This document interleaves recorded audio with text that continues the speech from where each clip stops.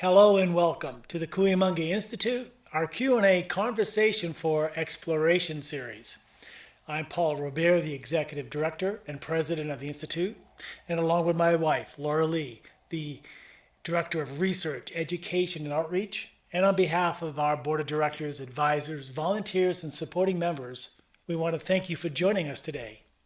The Kuyumungi Institute is an independent, nonprofit research organization committed to researching consciousness and the human experience following the footsteps of our founder, anthropologist Dr. Felicitas Goodman. And as an educational institution, we take an open approach, and we invite scholars in related fields to help broaden the scope of our own work and exploration. And that's why we call this Conversation for Exploration. And on these weekly Sunday discussions, we've had a full spectrum of topics, including neuroscience, anthropology, archaeology, archaeoastronomy, ecology, philosophy, mythology, shamanism, ritual, the hero's journey, the roots of theater, art history, on and on and on, from the arts to the sciences and everything in between. We go exploring. We go exploring. And you're welcome to visit our website at kuyumungiinstitute.com. All of our presentations are free, and as a nonprofit, we invite you to become a supporting member. And of course, we thank you, the community members who continue to support the mission of the Kuyumungi Institute. Today, let's talk about paranormal experiences, which can include such things as ESP, poltergeist, near-death experiences, out-of-body experiences, memories of past lives. I mean, let's face it, most of us have something in that category.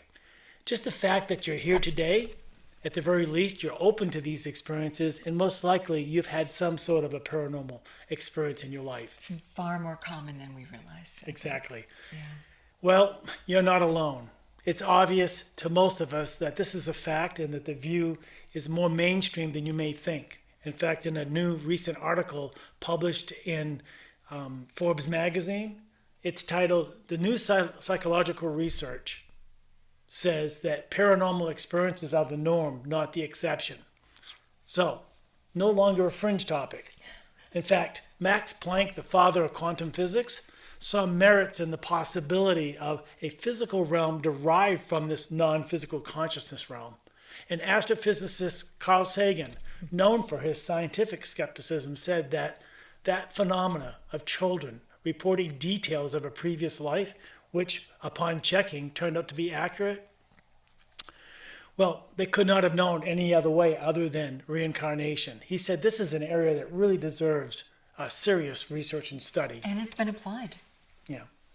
And on a lighter note, world leaders such as Winston Churchill report seeing ghosts. I mean, it was after World War II that Churchill was visiting the White House, where he said to had an uncanny experience having had a long bath with a cigar and scotch. It sounds like Winston Churchill. That's an old form of mindful meditation. Yeah. He reportedly walked into the adjoining bedroom only to be met by the ghost of Abraham Lincoln. Unflappable, even while completely naked, Churchill apparently announced, "Good evening, Mr. President. You seem to have me at a disadvantage." It sounds like Churchill. Yeah. He said after that, the spirit smiled and just kind of vanished. So today, our guest says his primary goal was to use research to build hopes, to build a better understanding of hauntings, visitations, and related paranormal phenomena. And of course, we want to hear your experiences as well. Well, we've certainly had plenty. We've seen a ghost. I've seen a UFO. I've had angel visitations. And Paul has this particular superpower I don't have, and that I'm thankful for. He's had many dreams and meditative visitations from your departed parents and even my departed parents, and just has conversations. So lots of dreams, a lot of deep meditations. So there are people. Oh, I have to say that in our anthropological studies, there certainly are most early cultures that had their ways and means of honoring ancestors and mitigating the effects of ghosts who lingered. So this is not just a current phenomenon. This has been through history. And though we have them, we want to hear about yours. Our guest has done a very in-depth study of them. And this is the time of year to talk about this. The veil is thinning. And we see all the costumes in the shops nowadays, right? That there's still people who say, oh, you're seeing things that aren't there. You're having a hallucination, you're crazy. And I think that's from people who really want to defend this, what you see is what you get worldview. Some people like their reality, nice, solid, and dependable. But there's so many of us who are experiencing things. And in our own work, we certainly see spooky effect at a distance, right? We see entanglement in our own work. We know that consciousness might just be the very basis of reality, just as those theoretical physicists. This solid reality is not so solid and dependable as we know. So we're all about expanding our worldview. And our guest says the paranormal is a difficult area to study in a logical, scientific way. These experiences are usually erratic, episodic, poorly documented and reported, random, and not repeatable on demand. Well, the very things that science likes to have at its fingertips, this phenomenon does not deliver. But he says it's naive to believe wholeheartedly and without exception in this scientific method. In my view, he goes on, the assumption that all of life's mysteries can be answered through methods or protocols is a falsehood. Our guest today is Brandon Massullo, clinical therapist, a parapsychologist, the author of The Ghost Studies, New Perspectives on the Origins of Paranormal Experiences. Welcome, Brandon.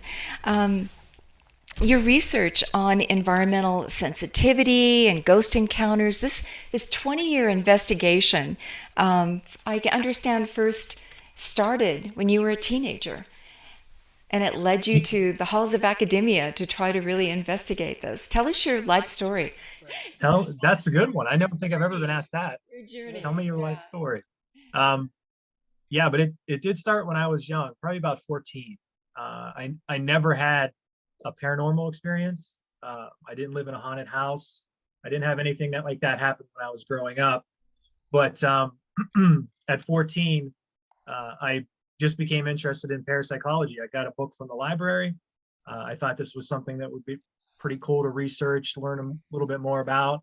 So back then we didn't have a lot with with internets or anything like that. So I spent a lot of time at the library, just went through a bunch of books on psychology and parapsychology when I was 14, and I just got really interested in it. And then next thing you know, I'm out going to college for psychology, getting the clinical degrees that I needed, and then ending up in Scotland researching ghosts. But if you look back at it, we've all had someone who's had some type of experience in their life, correct? Even if they've never had one, someone close to them has had one. And I remember when I was young, probably like 15 or 16, I was over at a friend's house and we were sleeping over, and he lived next to a cemetery. And he always talked about having ghosts in the basement, kind of wandering around. I never saw anything, but I remember one night we were all sleeping in the basement area where his pool table and all the video games were. And one of my friends woke up in the middle of the night. It was just like, I don't want to say screaming, but like, oh my God, oh my God, oh my God, oh my God. And he saw like a Victorian dressed woman walk through the doorway. And he kind of got up and was, what did I see? And then we had a conversation about, what are ghosts? And that's kind of one of the things that drove my passion as well. And then unfortunately, we didn't have a lot back then, so we didn't have a lot of TV shows that dealt with it. This was in the early 90s. So it I used had to be a forbidden topic, didn't it? Yeah. Yeah, I remember in high school, I think it was my girlfriend found a book on parapsychology like underneath my mattress in my room. Kind of like where you put the naughty magazines. And That was your forbidden material, huh? Like, Yeah. what is this book? And I was like, oh, I'm just holding it for a friend, but it was about ghosts, and you didn't talk about that kind of stuff. What is the fascination with it? Isn't it because it denotes that there's more to our reality than we generally are Yeah, yeah. Yeah, It's I mean, the already ultimate, expanding our mind, our worldview. yeah, exactly. I think that this question is, and you mentioned it in your opening, since the beginning of time, we can go back probably 50,000 years, and when afterlife, the concepts of afterlife were just forming, and just coming up with this idea of what happens after we die. It Um, should be reassuring that we're not just a blip on the screen that disappears upon death, that something continues. And this is certainly and part of the eternal wisdom. The sages of the ages say that there's more to this reality. Why is that such a hard concept to accept for us, we moderns, do you think? I honestly think it has a lot to do with um, access to information. Um, I think that any point that we get now could be, you can find information that counters that point as well. So ghosts, you could get, 50 articles showing, the possibility of survival after death. And then you can get 50 to 100 saying this is why it doesn't exist. Um, so it's really, everyone's sort of stuck in the middle ground, but the idea is no one really has an answer to it. Like with consciousness, no one really knows exactly where consciousness comes from. We've been And arguing that one for those 50,000 years and will continue. Yeah, hard to yeah, understand. So, I think that there's a lot of people that just struggle with the idea of um, not knowing. So it's better to say it doesn't exist than to say I don't know. Yeah. Um, learn to so be. I think everyone likes to have sort of control over everything, and when we're in a realm where we don't feel like we have control or we lack control over something, then our brain tries to put things together and make it um, more comfortable. And it's more comfortable to say that there is no survival after death for some people, because it's just a hard thing to wrap their heads around. You study mental health, right? As a clinical therapist, you've talked to Yeah. many people, analyzed them with mental illness, and you can definitively say just because you have a paranormal experience does not mean you're crazy. Do you want to just, yeah, tell us a bit about that? Yeah, there's That's reassuring. yeah. I think a lot of people kind of, the idea of seeing an apparition or a ghost or some sort of shadow figure, it's this idea then, well, it must be a hallucination, and that's not necessarily true. um you know a lot of people who have these paranormal experiences, sometimes they're just spontaneous experiences. They have one in their whole lifetime. That doesn't mean they have schizophrenia or they're dealing with any type of psychosis of any kind. And psychology and parapsychology sort of go hand in hand in a way. Mhm. um, they're now developing new things in parapsychology called clinical parapsychology, where they're actually trying to educate clinicians, so psychologists, therapists, counselors, social workers, on being more open to the paranormal, and counseling people who've had paranormal experiences. So Because that it could shows be up. ghosts. Yeah. Yeah, but imagine having a past connection with someone, or a crisis apparition, if you will, where you see, you're laying in bed, you've never had a ghost, never seen a ghost in your whole life, and then you see a ghost of your aunt next to your bed, and she says, "I love you," and then you find out the next day that your aunt passed away last night, right? So the odds of that happening are pretty astronomical. And also, there's an emotional component to that too. So, you're going to feel kind of sad, depressed, guilty, could have done anything.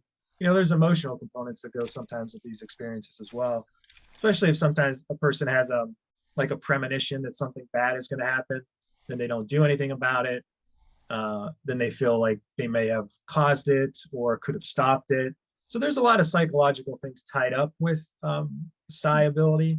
So clinical parapsychology is just looking at educating the the world, mostly clinicians, about psi topics, and that they're not mental health. They're not mental health illness. They're just I would consider them sort of normal experiences that most individuals have. And another thing is psychosis is pretty easy to spot for those of us who are in the field. Mhm. So, I used to work, part of my job at a local hospital was I did behavioral health consults in the emergency room. So on average, I would see maybe 6 to 7 of these consults. Um, And working there for 7 years, 6 to 7 per day, it got to be probably close to 4,000, 5,000 patients that I saw. And a lot of them were in crisis. So I was able to, it's easy to sort of pinpoint what's psychosis and what's hallucinations and what's paranormal. I don't think I ever had a patient out of those 4,000 to 5,000 patients that I ever saw came in, talking about ghosts. Most of the time, the hallucinations were pretty mundane things, and hearing voices, things like that, but never everyone coming in talking specifically about ghosts or anything like that. We have, most of us, I think, have these experiences. It's just that we are not open about them. Some of the most precious experiences that we have, like you talking with your departed parents, we're not able to talk about freely in society as yet, though it's becoming more mainstream. But I want to say that I appreciate that you look at eyewitness reports, firsthand accounts, anecdotal reports, and you listen deeply to them. We need more of that. You say that this is really your area of study. You're a therapist. This is what you do. Unlike others who will go out, and we will have that with Don Molnar on October 30th, Right. Who go out with equipment to haunted places and look for evidence. He says he's going to show us some. But you're looking at the reports, and you're saying that having studied so many thousands of reports and listened to them, you see patterns, you see new insights. Can you share your methodology with us and what you're pulling out of that?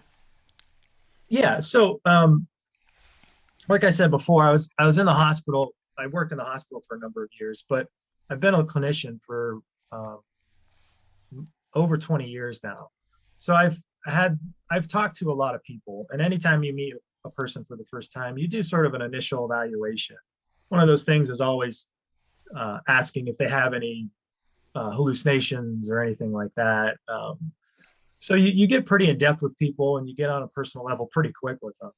And usually after a couple sessions, if you're doing clinical face-to-face, or even if they're in a crisis situation, they tend to give you more information sometimes than you want. That could be about them personally, about their family members, all kinds of stuff gets talked about. But what I started to do was, in talking with patients, their family members, I started to listen more to the patient's accounts. I also comb through sort of the parapsychological journals as well, and just books too. Mm-hmm. And lots of recountings. Phantasms of the Living was a book that was written in, I want to say it was the late 1800s. Can't remember off the top of my head. But anyway, it has 900 accounts of spontaneous sort of crisis apparitions or telepathic encounters. And I started to kind of pull a lot of things together. And I noticed that a lot of times when these sort of crisis apparitions happen, or spontaneous apparitions happen, usually there's a level of distress involved in it. So when I say crisis apparitions, it's basically like that example that I gave before. Mm-hmm. So a person who has no experiences ever, maybe, and then they wake up one night and see an aunt and uncle or something next to their bed. And then they find out the next day that their aunt or uncle was in some sort of crisis, and the apparition coincided with the crisis. So my uncle died last night, he appeared to me, or my aunt got into a car wreck, I saw her bloodied as a ghostly image, and the next day I found out she was dead. Because there's a deep emotional connection there. Yeah, so crisis apparitions are actually super informative, because a person is not prone to suggestion. They're just simply in their bed. They're not in a haunted location looking for ghosts. You know what I'm saying? So they're not primed for anything. They're simply just in their house waiting. And then you have these experiences. So, after doing all this research, I found out that there were some correlations between emotional distress and paranormal experiences. And this isn't something new. This is something that's been going on for a long time in parapsychology. So I didn't break that part. But oftentimes the messages that the agent was sending, or the person in distress was sending to someone, the sound found some correlations there. And then, I started to figure out, well, what's the catalyst to some of these paranormal experiences or ghostly encounters? And I found that, emotions are probably primed as number one thing. And then sort of biological things that are going on with us, and then the environment as well. And then that kind of led me to writing the book, The Ghost Studies. So biological, we're energy beings, right? We live in a sea of energy, and and quantum entanglement, spooky effect at a distance. I mean, that's a phenomenon you see a lot. So why couldn't that be part of the delivery system for these connections? The environmental sensitivity. Tell us a little bit about that. Why would some environments be more prone? Sacred sites, haunted houses, you got the full spectrum here, I guess. Yes. So environmental sensitivity is kind of it's kind of an odd subject, but if you think about this, now I'm not sure the percentage of people who claim to be psychic, sensitive, or have medium abilities, but I believe that has grown over the years. At least in the last 10 years, I feel like there's more and more of those. I seem like a lot of the paranormal investigative teams have someone who's psychic out there. When I go to conventions or presentations, there's usually a handful of mediums or psychics that I come into contact with. So the word sensitivity has been thrown around quite a bit. Now, when I talk about environmental sensitivity, I'm not actually talking about those who are sort of gifted and psychic abilities in that way. I'm talking more about individuals with an increased probability of having these ghostly encounters, but it has to do with how they wiring. Yes, how they're impacted to how they see the environment and how the environment impacts them. So as humans, we're sort of affected by and react to the environment in different ways. When I walk into a room, what I see, what I smell, how I feel is different than when you walk into a room, right? We have different perceptions of the world, and our perceptions are sometimes based on how we interact with the environment that's around us. So when I talk about this, I talk about these people who are, the physical environment just affects them differently, all right? And this I've talked to leads people who can sense earthquakes before they happen. There's a wonderful older book called When the Snakes Awake, documenting animals that react before earthquake actually hits. They're picking up the energy waves that the earth sends before the final breaking point that we know is an earthquake. Yeah. So I mean that's well documented. Yeah, and there's other things too. Like there's super tasters out there. I don't know if you ever heard of those. They can take an M&M like a red M&M, and they can put it in their mouth. You can blindfold them and give them a red M&M. They'll put it in their mouth. Oh, no, the color. And they'll tell you what color it is. Yeah. And then you could put a blue one, and they'll tell you what color it is. Which I'm like, I don't know how that's possible. Well, I've seen people take a yellow piece of paper, blindfolded, put your hand over it, and I've seen people test the color, tell you the color. Oh, okay. All right. Yeah. Yeah. So there's all these people out there that are just really, really sensitive to the environment. Mm-hmm. Sometimes these people have what's called environmental illness. They're so sensitive. Yeah. Yeah, multiple chemical sensitivity. So some people can't, touch bleach or anything like that. Some people are really sensitive to lights. So neon lights give them super big headaches. Sometimes it's smell. So I could walk into a room that has overhead neon lights, sit on a chair that's just been bleached next to a guy with, Old Spice covered in Old Spice. And that doesn't impact me at all. Right. But some people get like rashes, they get nauseous, you know what I'm saying? So the environment just impacts people differently. I had a relative who could walk down a street and every light, street light that he walked under would go out. Yeah. So, and there's people who are really sensitive to electromagnetic fields as well. Mm-hmm. So they actually feel when there's high amounts of EMFs in the area, changes in EMFs.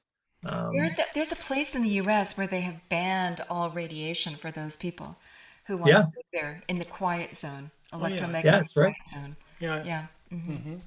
Right. So, it's amazing because it can impact because like you said before, we're surrounded by electromagnetic fields. We can't get away from them. Right. But if I'm sick, if I get sick when I'm around them, you got to imagine I can't be in my house. I can't go to work. Function in society. Yeah. So these people have to have their own little town or world where they live in, where there's none of that stuff around. But the one thing that they did find out so they categorized people as environmentally sensitive, and Michael Jower did a lot of work on this, and he's one of my colleagues now. But before, this is where I kind of got introduced to it. What they found was those individuals who were categorized as environmentally sensitive, they actually had way more paranormal experiences than the average population. I think environmentally sensitive people, I think, had 73% of them had some sort of paranormal experiences. So we found out that there are individuals who sort of are predisposed to not only environmental conditions, but also paranormal experiences. So you kind of take a look at, well, why is that? These people so environmentally sensitive people have longstanding allergies, chronic pain, fatigue, migraines, sensitivity to lights, sounds, smells, EMFs, all this stuff. And maybe they're also, if you dialed it back way before modern civilization, they would be fine. They wouldn't have that in the environment to react to, right? They would be the shamans. They would be the fortune tellers. Who knows, right? Yeah, I think that's just one of those ideas that, we all look at each other and we think we all see the same thing. We all smell this, you know what I'm saying? We just think we're all the same, but actually we're all very unique. And the environment, some of us are just more sensitive to it.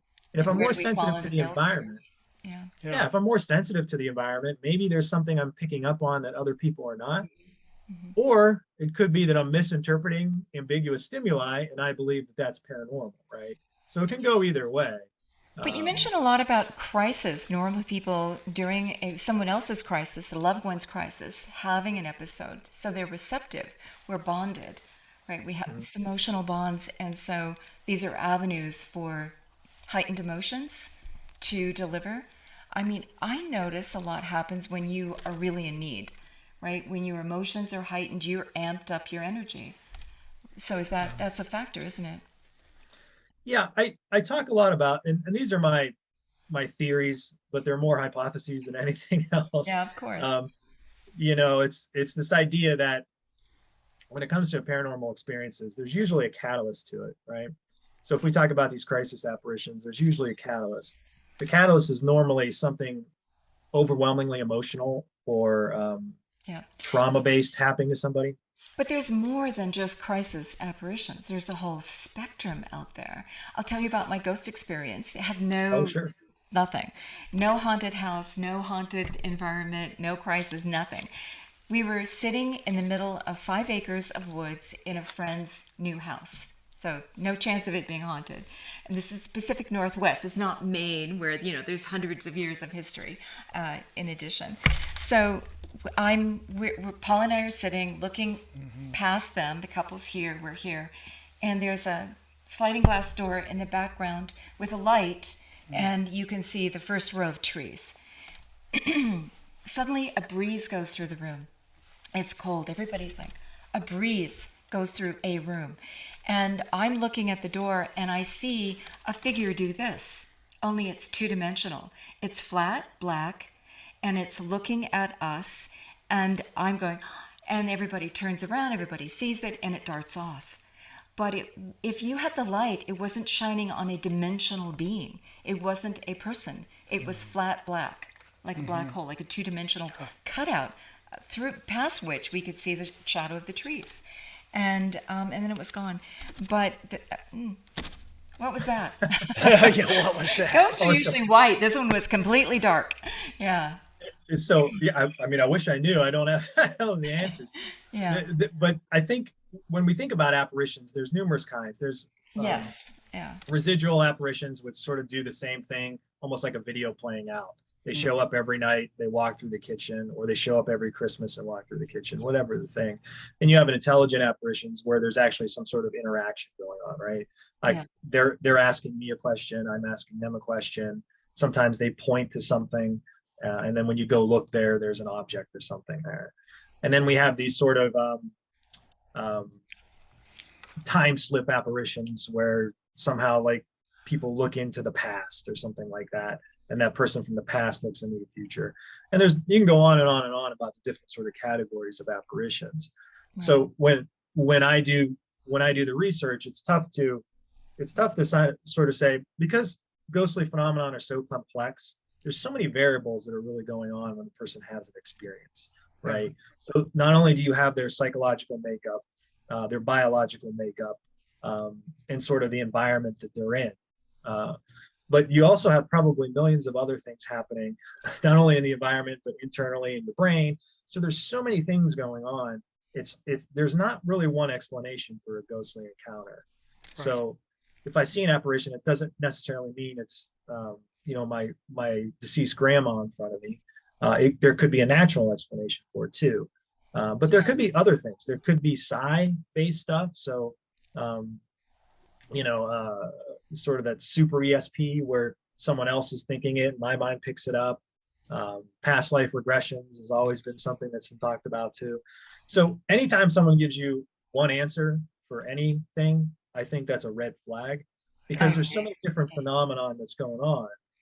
For years, it's like, sounds like a shadow figure that you saw against the window, correct? Mm-hmm. Yeah.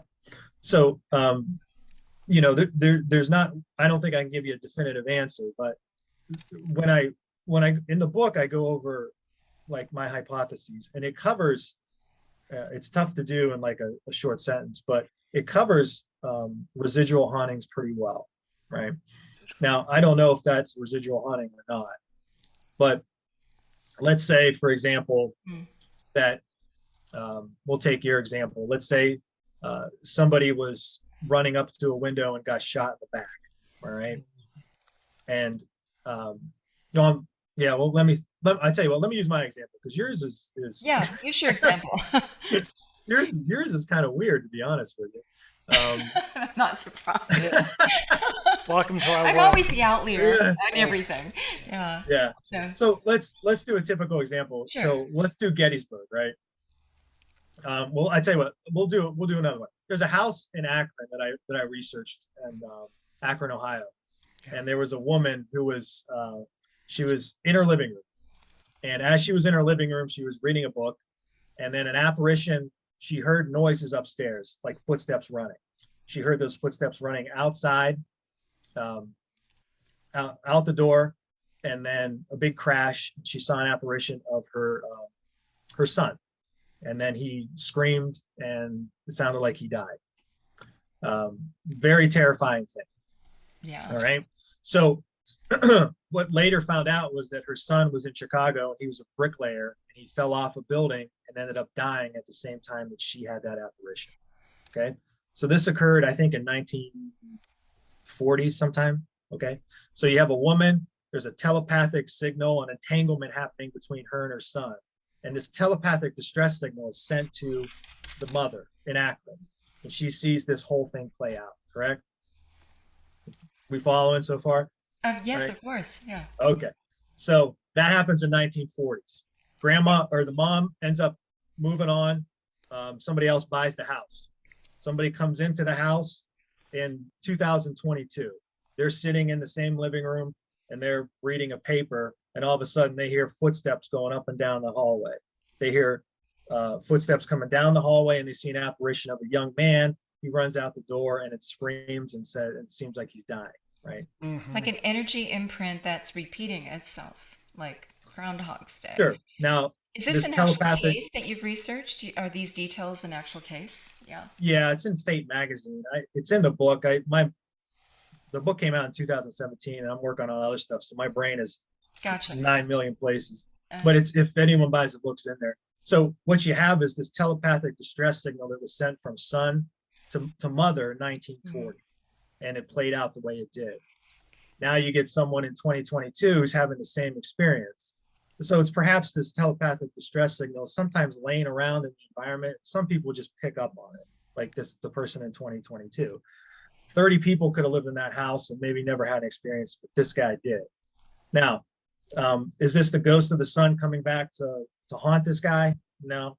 It just seems to be a series of complex events that just happen with brains and environments and emotions. It kind of just got this thing stuck there, and this person kind of has this experience. So with yours, perhaps something happened years and years ago, and it's just stuck in the environment because you were sensitive or in a certain emotional state, or some sort of things lined up to where you actually had an experience. I'm just receptive. And it just repeats itself. Well, also, you go into a temple, you go into a church in Europe, you go, we went to somebody's Gumpa, right, a Tibetan Gumpa, and we sat down. We're not Tibetan meditators, but we sat down and, I mean, you just go with the flow and you're in deep meditation within a minute like that.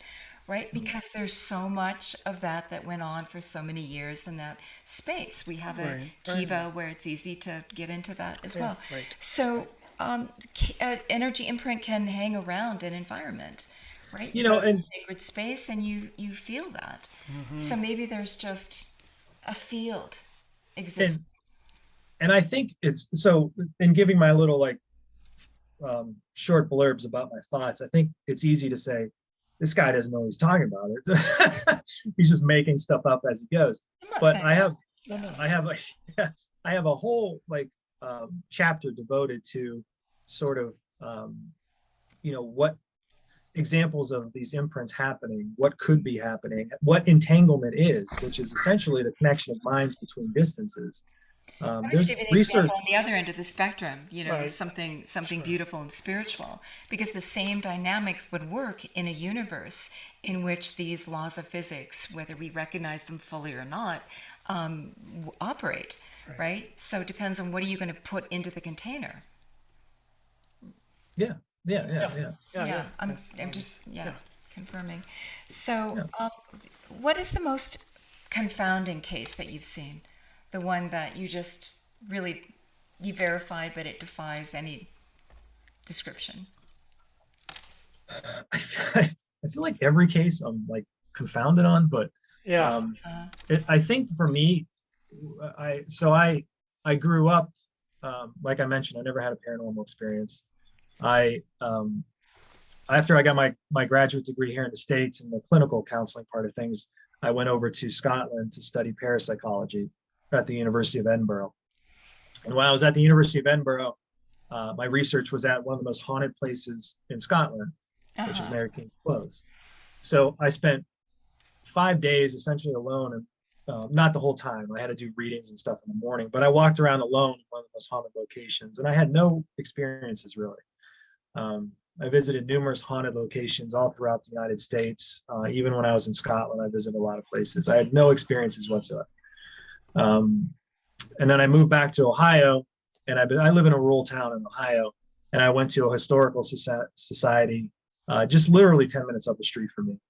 And I was walking in the basement, and I heard a voice in my ear say hello, and I felt, if someone whispers in your ear, you could hear them, but you could also feel the breath on your ear.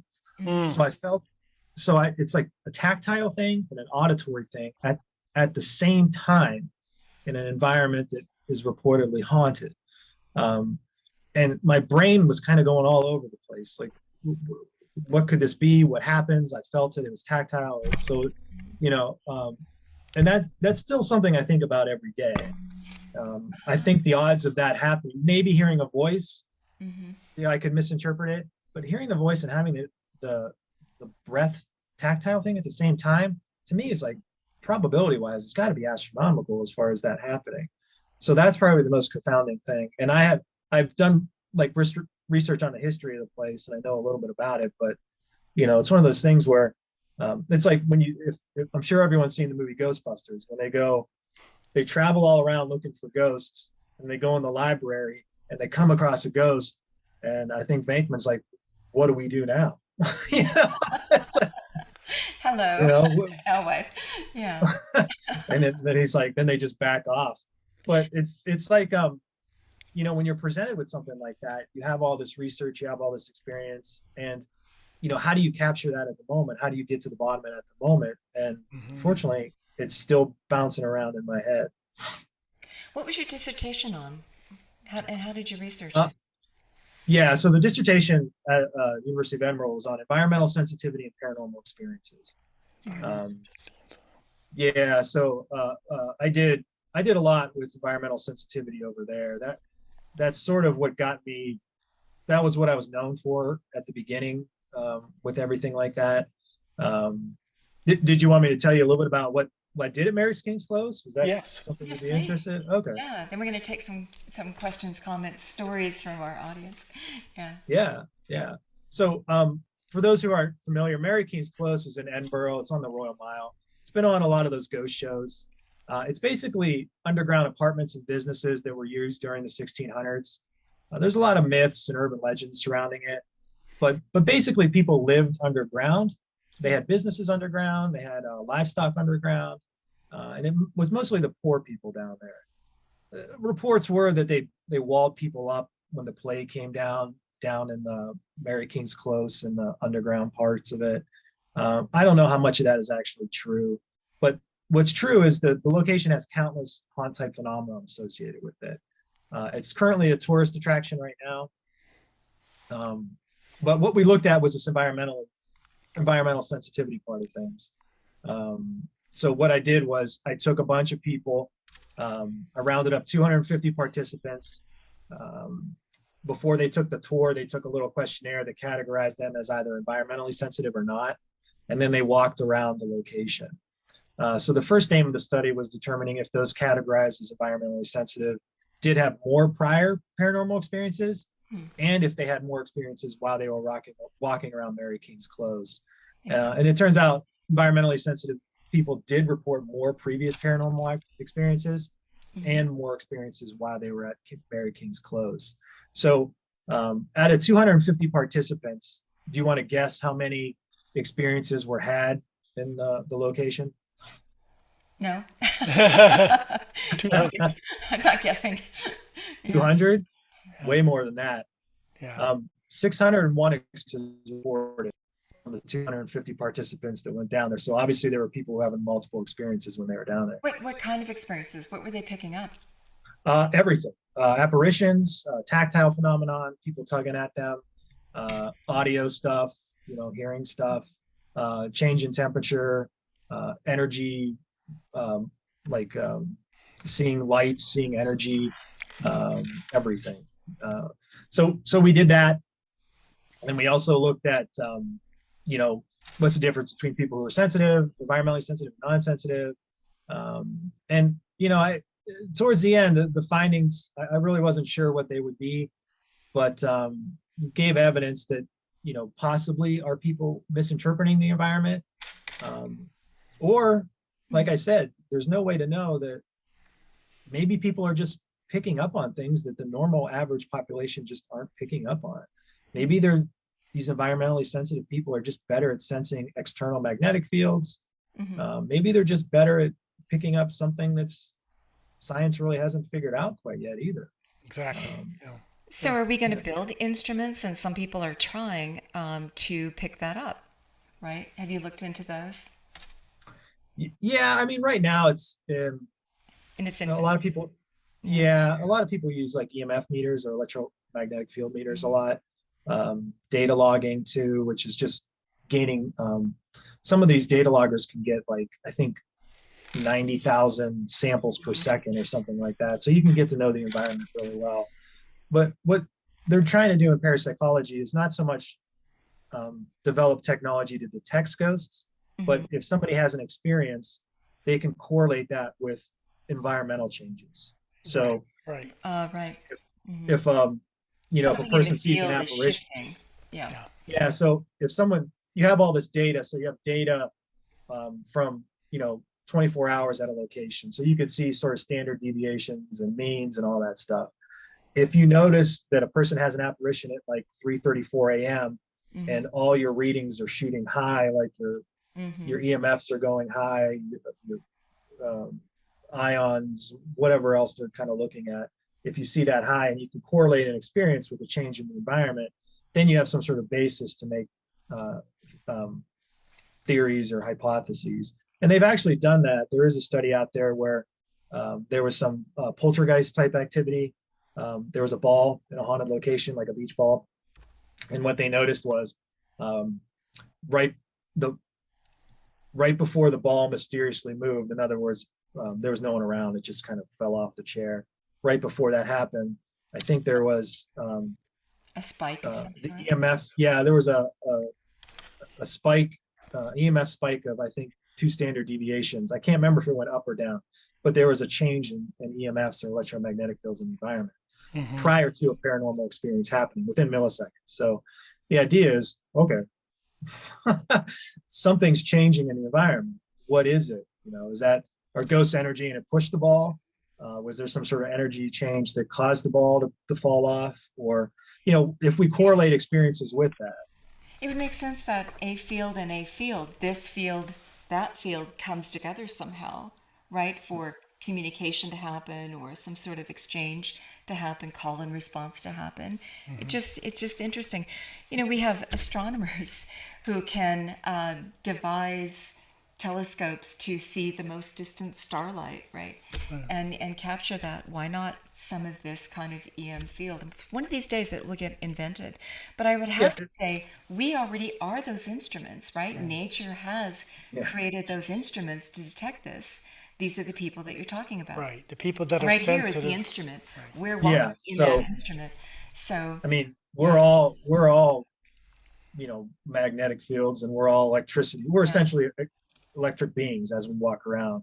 So anytime we're near anything, there is some sort of electricity there. But and an exchange of some sort, and a receptor site picking it up. So register. right now, where everything's all in its infancy as far as things go. There is no meter that can detect a ghost. We don't know milligauss levels that cause ghostly things to happen. Nobody knows anything. So I think, sometimes the paranormal TV shows will sort of focus on the lights and the beeping and all this stuff happening with ghostly activity. But sometimes anyone who's ever worked with an electronic EMF meter, sometimes those things just beep, right? There's no reason. They just do. And the less expensive ones are more prone to that. So really we're in the infancy is finding out as if there is correlations. Collect data. If you can find a consistent correlation, so you do all these studies and you notice when objective or subjective paranormal phenomenon happen and there is a change in the environment, then you could start building some hypotheses and theories and test them. Well, I'm also very interested in, what does it all mean? What does it say about the nature of reality? What does it say about the universe and our place in it? What does it say about how do we live our life here? Because if we go on and what we do here impacts that, right? It might make you live your life a little differently. It might, There's always this dance, this thing between being in a social situation where you have to sort of deny that sensitivity and not necessarily want to be degraded or judged, and at the same time it's you mean what you're picking up? Right? You're always picking up impressions. It's always do there. you believe them? Do you act on them? Exactly. Right? Do you? And you're always sort of pushing it down too, right? Because for those people who have multiple chemical sensitivity, it's tough for them to work anywhere. If someone paints a room, these people get rashes and they get headaches, and what I'm saying, they can't function. But so I mean, you can't really, it's hard to go to work. Walking around, you get intuitions, you get responses. I mean, I often see a bright light that I know doesn't exist in the room, but it's showing me something, right? I can read and something will sparkle and I go, oh, pay attention. Right? Or a book will fall off a shelf and you say, wait a minute. I mean, we get guidance. We're in dialogue with the universe. Exactly. We need to respond. It's guiding us, right? You can live your life on those terms and it gets really interesting. You can follow the cues that you're led to. Those synchronicities, is that kind of what you're talking about? That and more. Which is important. Something lights your way. It's a mythopoetic language we have to describe it in. We don't have any other language, but that it just makes life more magical. It's like the goddess is alive and magic is afoot. You why deny that when that's happening in your life, right? But that's an ongoing challenge for sure. We have quite a few questions in the chat room, and also if people want to raise their hand and ask questions, they're welcome to. The title of your book, it's called The Ghost Studies? the ghost studies. And it came Yeah. out in 2017. You said, what's the title of your new book? What are you working on now? Well, I just put a book out last month about local ghost stories here in Oh. Medina County, Ah. Ohio. Uh-huh. Yeah, I wanted to do something different, so I went out, just talked to and interviewed a bunch of people and got Yeah. it together and wrote up a little like local story stuff. But actually, the next book we're working on, I'm actually working with Don on. He's part of the team working on it. We took a physician, a parapsychologist, a molecular biologist, and a computer engineer, and we went into one of America's most haunted locations. And we did a bunch of stuff there, from subjective questionnaires to objective data logging equipment, just to find out what makes this house unique or different from everywhere else.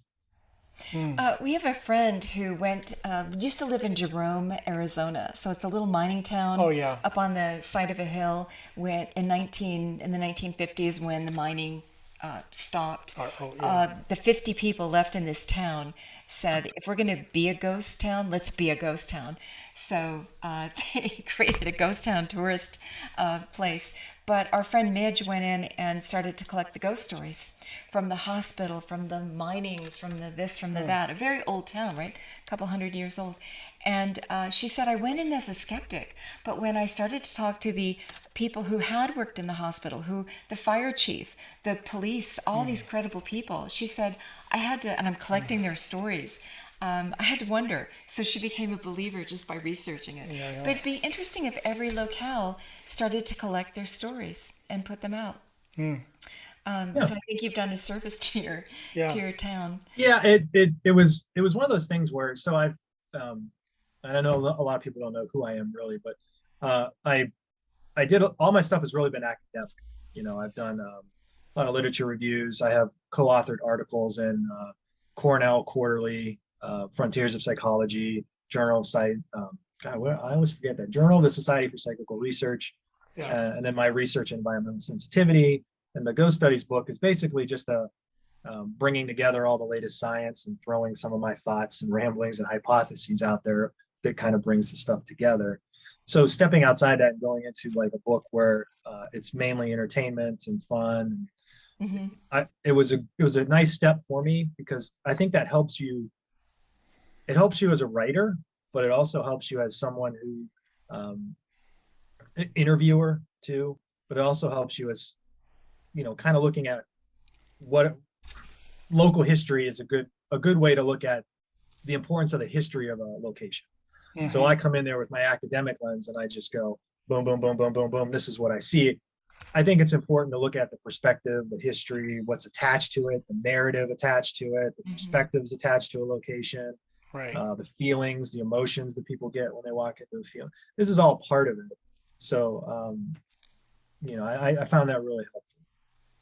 I have a sister who collects ghost stories, books on ghost stories. Oh, yeah. Yeah. And in our family, we have a lot of the departed parents leaving their sign, right? I'll tell those at another time, but you always hear about the parents who came back and left you a kind message. Hey, we're still here and we're watching over you. The most chilling one for All me of is my my family is members have this. my it's not my grandmother, it's my great grandmother, who of course I never met, who appears who was She was a spiritualist. and she was a mother of 22 children. And it's a long story, single birth children. And so, but this relationship, this communication with someone that I really didn't know anything about, because even my own grandmother died when I was very, very young, only like 1 year old or something. So I never really met her either.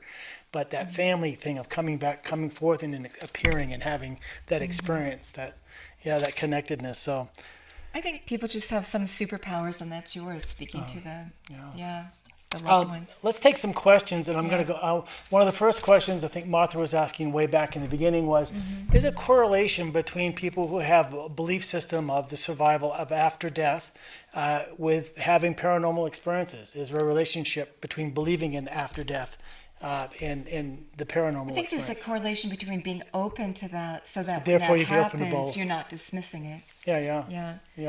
What's Yeah, your I mean, that's Yeah, I forget who said that, but that's pretty well documented in the research that there is a belief if you believe in the paranormal, you're most likely going to have an experience. But I Ingo guess if you Swan. believe in the yeah, if you believe in the paranormal, chances are you've had an experience. So it kind of Oh, it's a weird one to look at. And if you're raised in a house where a lot of people believe in paranormal stuff too, I'm sure that plays a significant Yeah, part yeah, in yeah, it. yeah. yeah. So The yeah, grandmother. there are predictors to having paranormal experiences or paranormal belief.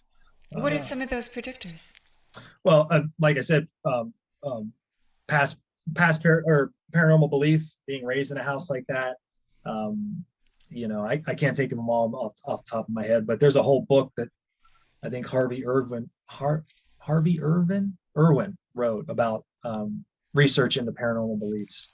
I remember. Sometimes it has to do with socioeconomic status. Sometimes it has to do with Uh, culture. Sometimes it has to do with because all these factors that are out there that can actually there's a lot of research and basis to uh, predictors or indicators of people who will have experiences or beliefs. I Hmm. remember an interview with Ingo Swan, Oh, and yeah, he no. was saying that in his research, a lot of people have had very bizarre experiences in the paranormal, but so many of us delete them from our memories. So many of us wall Mm, them off Right. so that you can get at them maybe with a regression or something, but they're so threatening to our sense of reality Hmm. that we dismiss them. Right. And there's a mechanism in the brain just to do that. And he said mm, he thinks that's why a lot of this is not as well known as it is because we tend to delete those from mind. Yeah. Interesting. mm. So, Well, it seems to be a very complicated field too to be able to quantify and to make it into any kind of documented scientific experience. I know, because I was looking at some of the experiences being offered in the chat room, and Christine was oh, let's saying, hear of them. well, Yeah. Christine was saying that, let me see, I just lost that. My slideshow Oh, I slipped see. on me. As a super taster and smeller, I have gone to extremely haunted places like Missouri State Penitentiary and do not experience a thing. But often at the most predictable times, I see or feel something. I cannot figure out a rhyme or reason. Christine, do you want to talk to that? And then we'll take the other hands up. Put your hands up. Oh, yeah. Yeah. I'd like to hear more because I know you, Christine, have had these experiences. Yeah, it's cool to talk to a super taster. Yeah. Yeah, it's a curse. Like you said, sometimes you get in these environments and you get really sick or you have to leave or you're like, I am not comfortable. But yeah, it's a curse as much as anything. But I liked where you're talking about some of the people that have, there are all these debates, right, within the sciences. I'm in anthropology here at the University of Missouri. And so I've been pulling on this and looking at that. But I think some of that is from having these experiences off and on. I'll go 10 years without anything happening that I might call paranormal. And then boom, I'll have a bunch of things happen back to back. And then I'll have nothing happen for a while. So I really cannot predict my own patterning. I thought sometime, well, maybe it's emotion, maybe it's depression, maybe it's I'm in a meditative state, because that's one argument that if you're more in a trance state, by definition, you should hallucinate and see these things. So I've looked at all those and been keeping a journal for a long time, trying to figure out for myself. But it is strange because we went to Missouri State Penitentiary, but we were on one of these really big tours that had like 30 people, and there were so many people around. I thought, well, maybe it's the factor of all the people around me, right? That it was strange. And then I had something like you where it wasn't a voice in my ear, but I was actually at a place called Mizzou North, and it was once a major hospital for cancer, Ellis Fischel Cancer Hospital, but they had a morgue in the basement.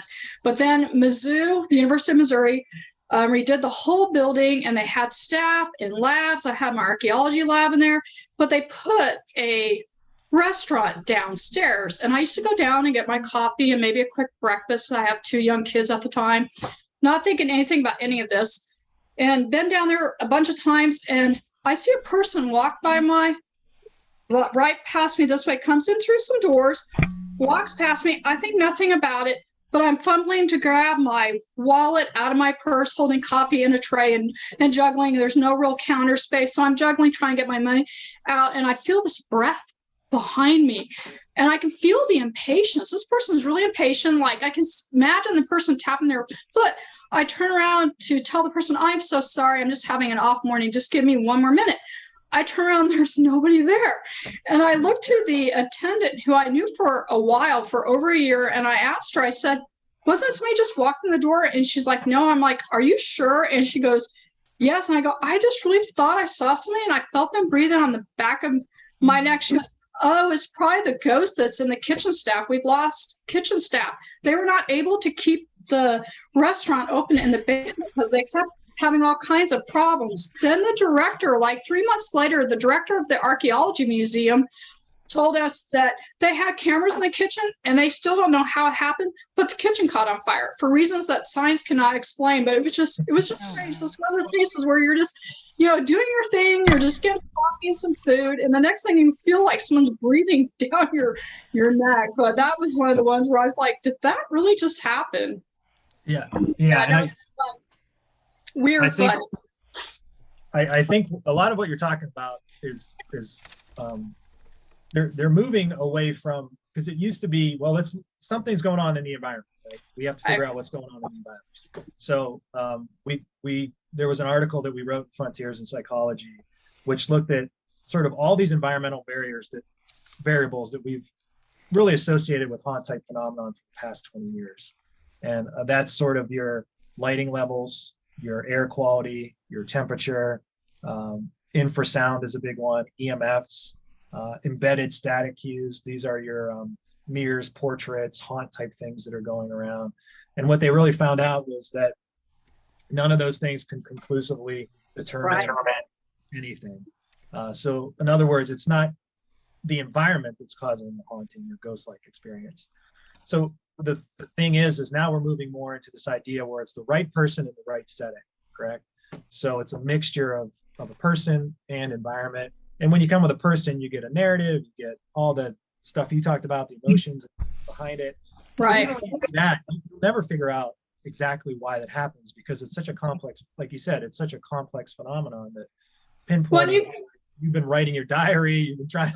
Right. Well, I went down there many times later to see if I could spy it again, right? So I went there deliberately to try to redo that experience, and I couldn't. And then Mizzou North, the University of Missouri is going to bulldoze Mizzou North down. So they're taking it down. It's been abandoned for a while, but just as it was fully closed, nobody allowed in, we went in just for our own curiosity because we were on the dean's museum. It's a long story, but we had a reason that we could actually be in the building to do make sure the museum shut down, they're okay. But we walked around the entire building, and again, I wouldn't see or sense a thing. It's just curious, right? And so environment, curious, but I think some of us can't even force it, but it's interesting. But I know there are lots of questions. I know Tony has questions, but I am looking forward to your book, Brandon. I just ordered it, and the sad thing was I just submitted a book. It's in press with Springer, and it will be coming out soon. But I didn't know about your work, and I'm really sad I didn't know about it till now. Next book, you cover some of this in your new book that you've just submitted. Yeah. That's coming out soon, don't you? Yes. And I would recommend this book too, which is Ghosted. I don't know if I could read it. It's called Ghosted: Exploring the Haunted Reality of Paranormal Encounters. It was written by Ryan Lath and James Horan, and it goes over a lot of the stuff that it's hard for me to explain it all in a sentence. Yeah. Go over everything that you talked about. And they've done a 5-year extensive research on paranormal experiences in the last 5 years, and they put it all in this book. It's really good, super good. Yeah, well, I might ask you to look at what my husband and I are doing is an anthropological study of spirits cross-culturally. So that's something that I've been working on for a while, and that's in press with Springer. Yeah. Nice. Do you want to speak to how many societies really believe in ghosts and the paranormal? I mean, it's all of them. Right through all of them. It's cross-cultural, and we're pretty sure for looking at archaeological material for 50,000 years. So I came in through the study of shamanism. That's what I've done as a researcher. And then shamans are the voice mouth of spirits, which made me think about spirits. But anyway, but yeah, all of them, Laura. But you know that just every group that we have ever anthropologists. Yeah. Yeah, Christine I read and that new Connor book on our by. advisory panel. So Oh, Yeah, yeah, I read the new book by Finkel. I think it's called The First Ghost. Have you ever read that book? Mm-mm. Hold on. Let me check we're my gonna library. just swap books here. Yeah, Yeah, this is good. Irving Finkel, The First Ghost. It goes back to 50,000 years to, he calls it burial with bits. The moment that we started burying people with stuff was the moment we started thinking about the afterlife. And we've been talking about them as being the first shamans, and a lot of them have major, what we call in modern science, pathologies. They really have very painful pathologies that probably would have enabled them to have more of these experiences, visual experiences. Yeah. So we have in our book Borneo 1 and Borneo 2 and all that in our own book. Yeah. Cool. I'll definitely get that. Yeah.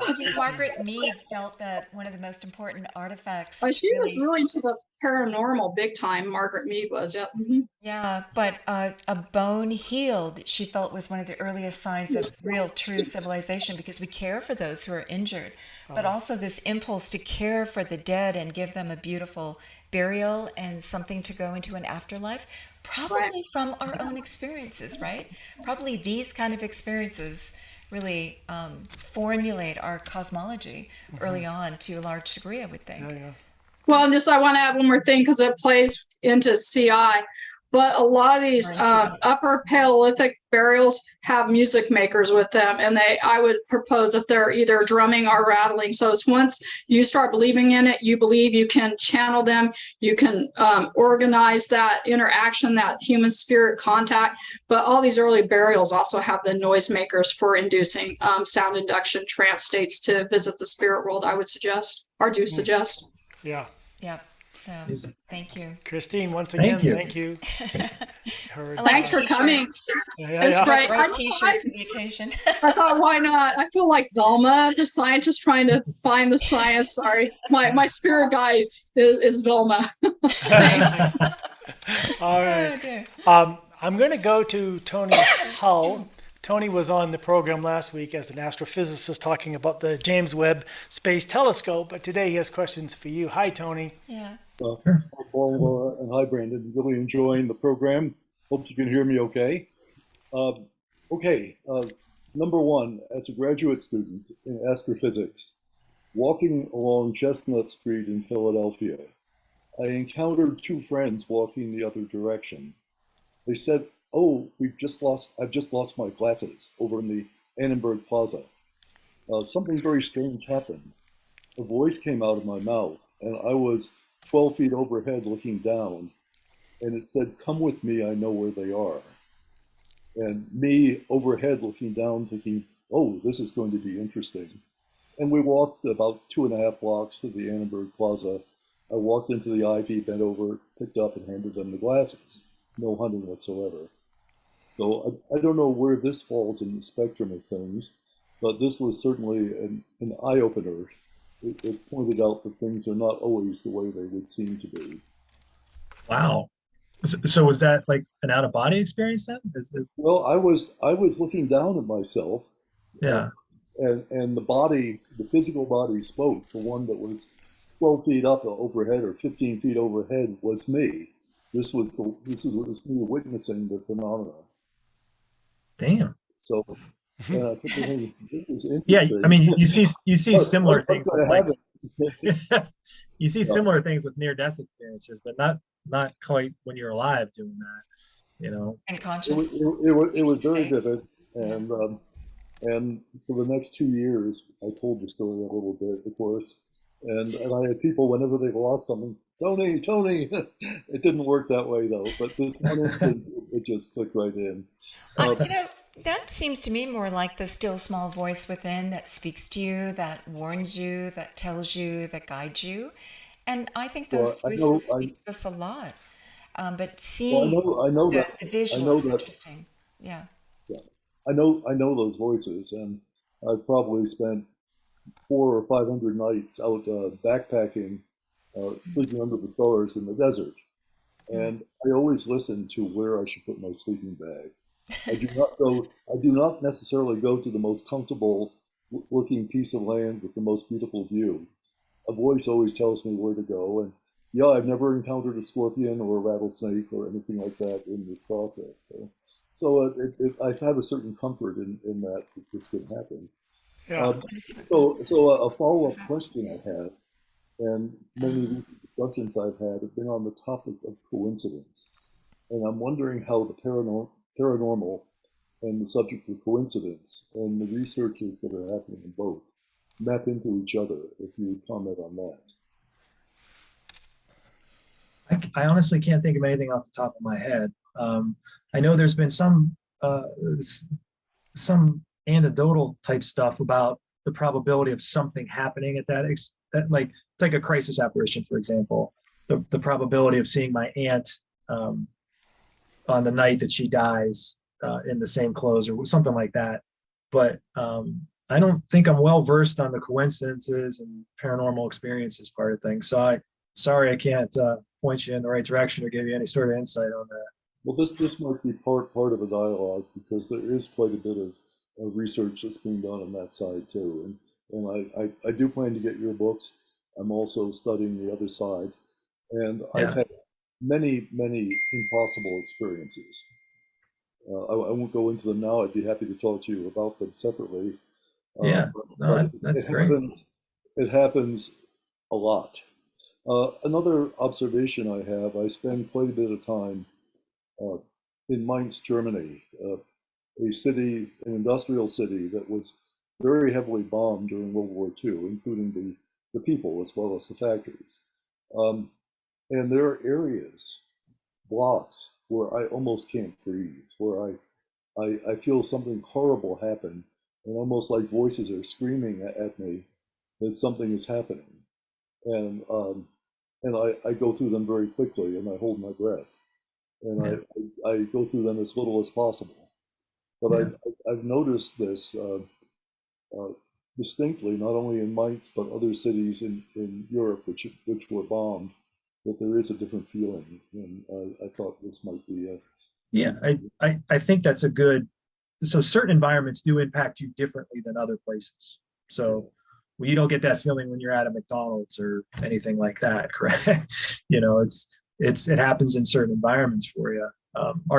Would you consider yourself sort of environmentally sensitive? Do you have a lot of do you feel like more in tune with the environment? Do you get overwhelmed with things, migraines, allergies, anything like that? no migraines, no allergies. I do not feel overwhelmed, but I'm attracted to subtleties. Let me put it that Okay. way. And So and then you this is seem to what, be sensitive to a lot of things for sure. well, so this is where I live, and I enjoy the environment, and fortunately I have none of those questions. Another Nice. topic which I will not bore this group with now. I think Paul and Laura are afraid I will, but you mentioned you mentioned data acquisition, and so my scientist meter goes off right away, and I wonder if this is discussed in your papers or your books, and if I might be able to see some of that. I'm very interested in signal to noise ratios and test for false negatives and that kind of thing, which I try to apply to my own research. And I think it's a very good filter to look at. I'm sure that you're doing good things. I'm just curious. I remember back in graduate school, I was in a laboratory I created. I had a very delicate electrometer. It had an impedance of 10 to the 15 ohms, and but let me say the interesting thing was I could hold one electrode and I could move the other electrode around my body, and I could see definite signals, and the signals were repeatable in terms of electric field strength. And this would be up to a meter or more from where I was. I've never seen a discussion of this particularly, and I'm wondering if this at all relates to the kind of things that you're looking at, high impedance electric fields. Yeah, are you familiar with Harold Saxton Burr and the light fields from You ever heard about that? No, I've not. The white fields? Life fields. Light fields. Yeah, Harold Saxton Burr was a chemist, I think back in the 40s, and he wrote a blueprint for immortality, which had to do with electrical changes that were happening inside the body. What he can do with these devices that he made supposedly was sort of by electrical currents in the body figure out when a cancer was developing. He could pick out what seeds were better at growing, so he could look at corn seeds for whatever plant, and just by putting this little device, he can tell you which seeds were going to flourish and which ones were not. He was able to predict weather by putting these electrodes on trees. He was able to predict upcoming hurricanes because the electromagnetic fields or the shifts in these electric beings were changing. And he wrote a whole book on it. Leonard Ravitz did another book called The Psychodynamic Man, which followed up on that. I talk a lot about that in my book because I think magnetic fields are kind of important, not only to us as humans, but in the environment and nature as well. So I would, if you're interested in that, as far as our data goes, is what we're looking at. We do a lot of questionnaire stuff. Number one, I'm not the technical guy. And then we do a lot of the data logging, which is not my area of expertise by any means. Well, there are a lot of ways, there are a lot of data and a lot of ways to do data logging, and so I'm just really, this is a magnet to me, not to make a pun on magnetic fields, but immediately I want to know what is he doing?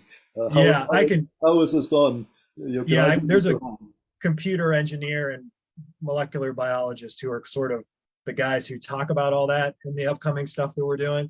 So I can give you like readouts and their interpretations and what they're doing. I just know they're data logging and it's a lot of data, the experience part, and then they do the rest of that stuff. Yeah.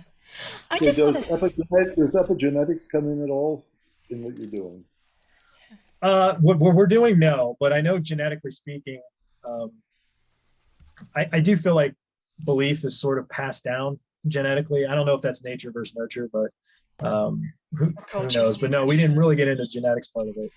Dean we're Radner just trying to figure talked out about the genetics of being sensitive to this. Right. He felt it ran in even population groups. Yeah. And he also felt, he made the comment that during the witch hunts, those who were more versed in these realms were decimated, right? And selectively taken out of the population at certain periods in history. The witch hunts. Yeah. I want to say that I protest that you categorizing environmentally sensitive people only as like a pathology. Like they're so sick with the environment, they're so sensitive, they're, like let's just put them in the dustbin over here. I think that this can also engender emotional resilience and flourishing when you are in dialogue with the universe, when you are downloading and imbibing life force, when you are in touch with the ancestors and the positive spirits, right? And when you are just looking at the cosmos as a creative womb of life, when you're in touch with life and that life force, that I protest your always categorizing this as a weakness. I think that it can help build sensitivity and weakness is two different things. Right. Yeah. You're right. You're absolutely right. That's just my stupid education. I always pathologize everything. Okay. That's what we do in mental health. So put it on the table. Yeah, that's what we do in mental health. We categorize as depressed, not depressed, anxious, not depressed. Well, I think you're that absolutely when you are right. opening your bandwidth to the universe, that you're right. You're absolutely right. I'm glad you pointed that out. That wasn't my intention to make it that way, but I think sometimes I point out what's the difference between people who are in the general population versus environmental sensitivity. And I think when I do that, I make it seem more like this is a bad thing. But I don't think it is. I think these people experience the world in a super rich way that I'm sort of jealous of, to be honest with you. I also think that it's a survival mechanism, that the evolutionary forces that shaped us gave us receptor sites for this, to sense things at a distance, to sense the subtleties, to have a lot of data coming in so that we can react, that we can respond, that we can find where we need to be. And I find that opening your bandwidth a survival mechanism, right? A joy and aspect of life, live fuller. So thank you for that, Brandon. And And Tony, thank you, Tony. Tony, thank you again. You always keep the conversation going. It's a skill Okay, you well, have. thank you very much. Very Yeah. interesting. Yeah. So I want to say that in the chat room, Tony's colleague Bob Woodruff, Woody, says our dog responded to the event of his wife's death. Oh boy. Yeah. And I'm sorry about her passing, Woody. Yeah. Well, I want to narrate an event that happened to me because it was so extraordinary, and it doesn't quite fit in with these other categories, which is fine, you know. Sure. And my husband, neither of us were very interested or believers in the afterlife. We were kind of, well, we didn't spend much time thinking about that there would be an afterlife after we died physically. But he died in March of 2019. And, you know, I would kind of try to communicate with him. I went to a channeler once, and this person told me what he was doing in the other world. And in 2021, last year, I went to Barcelona, and I knew that he would have loved to have gone to Spain with me. And I took some of his cremains with me. And I went around wherever I went in Spain, I would sprinkle a little bit of his cremains at some place that I knew he would have liked, like at the Prado in front of that painting of the Garden of Earthly Delights. So I would sprinkle a tiny little bit of his cremains on the floor there. And finally I went to the Gaudi, the Park Well, and he would have loved to have gone there. And I got to the fountain. I don't know how many have ever been to the Park Well, but there's a fountain with a chameleon in it. It's kind of covered in tiles, and its mouth spouts the water, and the water goes into a basin and down the hill all the way to the sea. So I got to this fountain and I thought, okay, I'm going to sprinkle some of Craig's cremains into the fountain and let the water carry them down to the Mediterranean Sea. So I did that, and I turned around to go down this very steep stairway, and I was trying to be real careful because I didn't want to fall. So I'm bending over to get the railing of the stairway, and my phone rings, my cell phone rings. And I'm thinking, who is calling me on my cell phone? Because, And who was it? well, I looked, and there was the photo of Craig, the one that's in our contact file, with the phone from my old house in Ashland. Wow. Where I don't live anymore. I mean, it was an old phone number, but it was associated with Craig. That was what was in the contact file. And I just stood there and I looked at it, and I was just so nonplussed. And I just had this sense that he has figured out how to contact me. He's phoning me up. I mean, who else is phoning me? And with that photograph. So it was from no number, just it was from your house number. I can't quite remember that part. I just remember that when someone calls you and that person is in your address book, if there's a photo, it will show up, so you know who's calling. So there's Craig's image. So I sort of just paused and stood there and took that in, and I said, I'm not going to try to explain this because I can't explain it logically. I just said this happened, and I mean, it's not like I heard voices. I saw this picture on my cell phone. So that evening, I had phone do some strange things too. Yes. What? Technology can have a mind of its own, and I have seen technology behaving strangely. It's interesting. Okay. Interesting. There's actually there's a whole category of this. Forgive me if I get the name of the book wrong, but it's called Telephone Calls from the Dead. Okay. It was written by a parapsychologist, Dr. Cooper, I believe. Okay. And he goes over numerous examples like the ones you're talking about. Well, I should. Yeah. Like I guess you can call it a witness account, right? Witness account of these phenomenon happening. And they kind of look into it a little bit. And I think he's actually written some journal articles on it too. So I would look up him. I think his name is Cal Cooper. Ghost in the Machine. We can Google it up. Yeah. Yeah. So Okay. thank you That's for only that. the first part of my story. Oh, That before night you I go went- on, I have to say, this is not a practice that is like welcomed to put cremains down, and that is why Chaco Canyon's Casa Ricananda is closed off to tourists, because so many people would come and Right. put the remains of their loved ones there.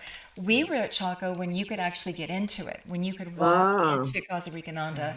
And Paul had one of his most phenomenal experiences there in that. But then we go back and it's closed off. So, this is not a practice that you want to do. Well, you don't want to promote it. Yeah. Maybe in an ocean, There's cultural but not in- sensitivity to it. Yeah, there's cultural that's true. sensitivity. That's true. That's true. Yeah. You're Yeah, right. yeah. I only did like a little, what do you call it? A pinch. Yeah. Yeah, Okay. but I talked to didn't the get a ranger bag saying of that, cremains and dump it. We just wanted to have a disclaimer. That's Yeah. good. Yeah, That's Yeah, very that's good. cool. No, All I right, I want- warn others. That's good. That's good. Yeah. And Okay. Shoshana, do you want to So- part another piece of this? Yeah, This we is have a lot of the questions. second- I just wanted to let you know we have a lot of comments. Yeah. Okay, so Okay, so this is quickly the second one. So that evening, I turned off my cell phone to save energy for the battery. Turned off my cell phone. When I got up in the next morning, I turned on my cell phone, and you know how the Apple computer will give you these memory images. Yes. It'll pick something Yeah, from a your- pop-up. okay. There's a picture of me and Craig when we first met. So I'm just saying that these things happened Yeah. like within 24 hours, Yeah. and like it turning on the made me car radio and the exact words you need to hear are there. Yeah. Story happened to The us. sync- Yeah. very Yeah. comforting. It was very comforting. And I think, And who and I like arranges your these moments? Yeah. I like your stories, and I like the idea that sometimes it's okay to just have an experience and just be okay and comfortable with it and Yes. enjoy it. And Like, enjoy it for what it just is. don't. I always give people the advice of don't try to look too deep into it if it's a comforting and positive experience for you, Mhm. because we all need these experiences as we go through life. Right. We don't Right. need to be enchanted. We're just stuck in a mundane world. So when we get enchanting things like this, grab onto them. Yeah. on to Hold them. on to that. Absolutely. Yeah. Shoshana, If you tell that to somebody who's a skeptic, they'll give you 900 reasons why that's not a positive thing. or Don't listen why to that- them. yeah. Yeah. Don't But listen. I think Yeah. it's the experience that's the most important for us as humans. And sometimes we just want to prove everything, but we forget that how powerful experiences are and how enchanting they can be and motivate us to keep going on. And sometimes Wise it's a words. sacred experience, and that sometimes that sharing can dispower it because people's skepticism and say, you know what, that was very real to me. It was a phenomenon that really affected my life, and I'm going to hold on to that dearly. And I don't need your opinion. It's real.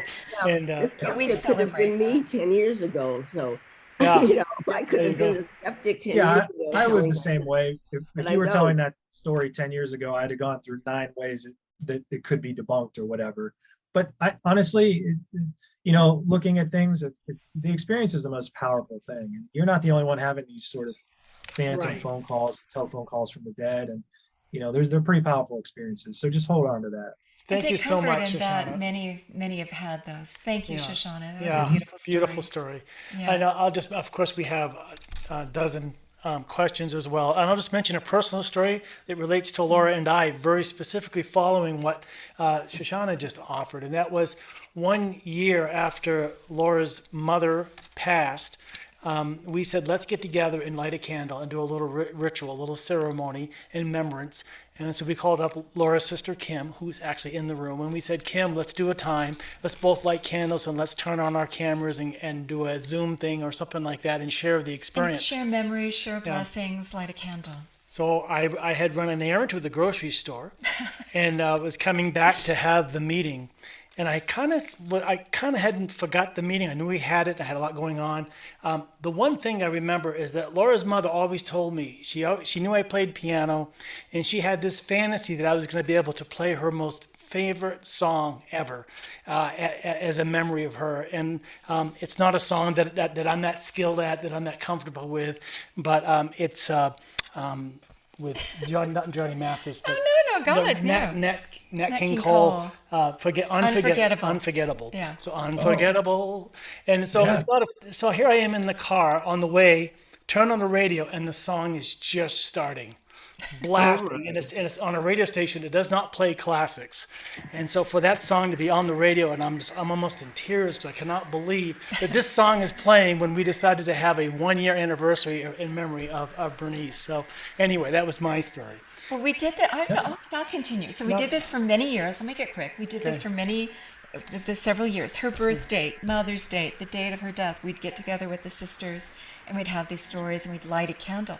So for my sister's birthday, I decided, I went to a dinner party and a friend is talking about a psychic that talks about who comes in from your loved ones and has messages for you. So I said, okay, I'm going to give my sisters this time, and Paul and I will have a reading too. Sure. The first thing she says was, your mother's here, and she wants to know, why aren't you lighting the candle? Anymore. I'm sitting here in our ritual space, and the candle wasn't lit. So I go, oh, okay, well, let me light the candle. And then later it dawned on me, we weren't lighting the candle.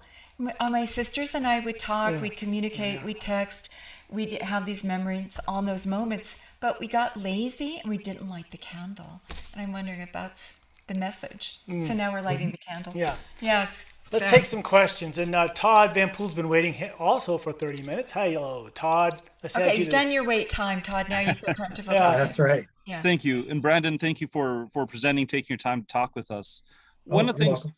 that I've noticed talking with my students and just around is that every family seems to have kind of their own story about, it's almost passed down by generation to generation. So they'll very frequently have sort of a family story about ghosts or whatnot.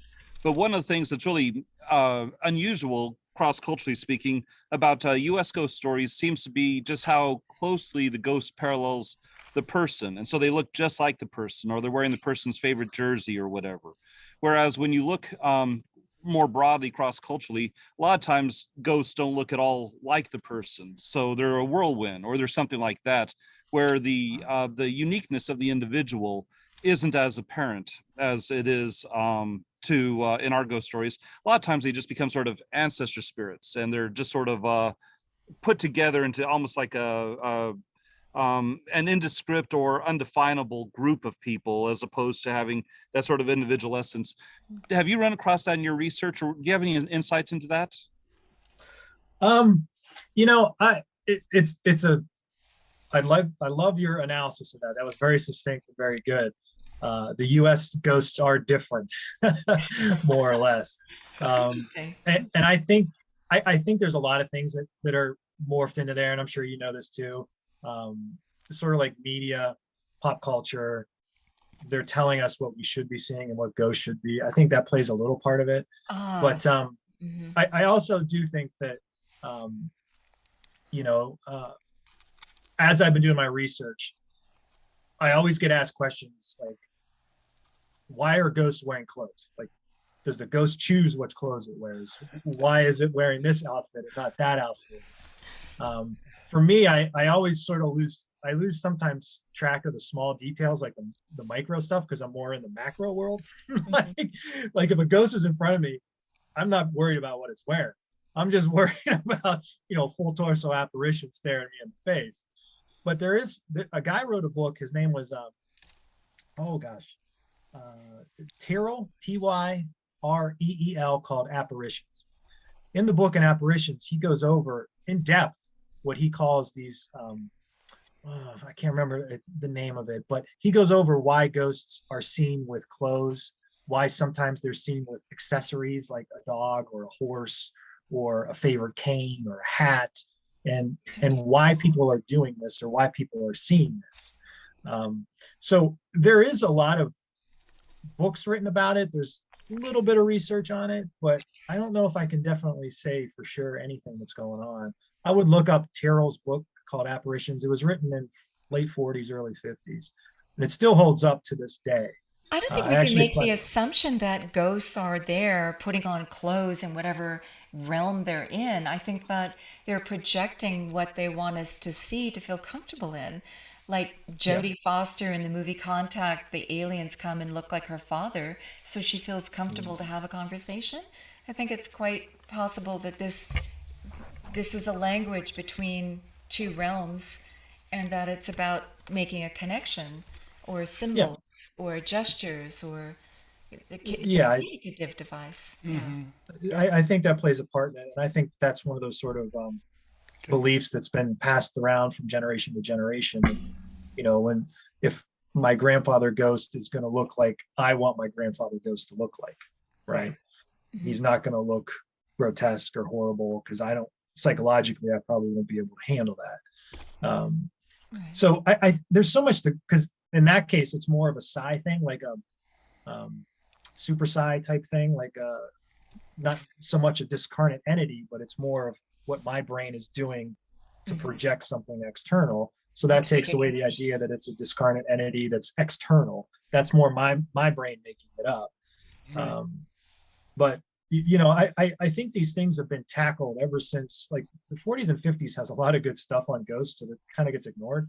Even the late 1800s with the Society for Psychical Research has a lot of great books. I mentioned Phantasms of the Living. I think it's Telepathic Hallucinations by Podmore is another one that goes over why ghosts might be seen wearing clothes or accessories. It's not really my field of expertise, because again, I'm more macro. That's just the way my brain works. Like I haven't really gone down the rabbit hole of the stuff that you're talking about, Todd. Yeah. But how fun to read all these ghost stories as part of your research. Thank you, Tom. Thank you so much, Brandon. I appreciate it. Anything Yeah, else, Todd? Yep. No, that was perfect. All right. Thank you. Yeah. Peter Wallman, who's an Aussie, said that Indigenous Australians see ghosts in the wind, in nature. Yeah. He said, I've experienced this myself in ceremony as blurry ghost-like figures in trees. Oh, Peter, if you want to pop on just to Well, I also have other elucidate people on in that. mind, too. I also want to say that Louise Gilmore, a community member in Australia, Yeah. talked about being out in the outback with Aboriginal elders and seeing lights, fairy lights, she called them, just lights blinking on and off. Yeah. I saw those as kids. And asking, do you see that everybody saw it? And they saying, Auntie, what is that? She goes, oh, that's the spirits. They've just come to hang out with us. Yeah. So, yeah, You invited Peter in. Peter, did you want to make a quick comment on that? just to elucidate. Excuse me. Yeah, I don't know. Oh, here I am. Great. Yeah, hello. Nice to be in your time zone. I'm Yes. actually in Canada. I normally can't attend these because it's the middle of the night. Right. It's good to see you. Thank you. Yeah, so I've been very interested in this topic, and I have quite a lot of experience, different experiences actually. I don't know if it's the country here or just, I've experienced out of body things in meditation and actually going to the top corner of the room and just being able to look through and then look through walls. I'm just totally a total skeptic of how it works. It just works. But I did have an experience of really an Indigenous ceremony in which I was brought to the men effectively. I didn't do any beyond this, but it's, the Indigenous dream time is full of ghosts and people and, experiences. So there's nothing unusual about that for Indigenous Australian people. And so it's not a big deal if you've experienced it. It just is. Yeah. It's a Just great the way example. the world works. It's a great example. Thank Peter, you for that. Peter, we look forward to Appreciate it. talking to you more at some time in the future where you have some time and our schedules can align. Yeah, now he's in Canada, so they Right, do. right, Yeah. right. I'm here for a month, so let's make it happen. Okay. Yeah. Wonderful Lovely to see you guys. Anyway, Good to All see you, right. Peter. Yeah. Thanks, and Peter. thanks, Brandon. That's great. Thanks. Appreciate Good on it. you, mate.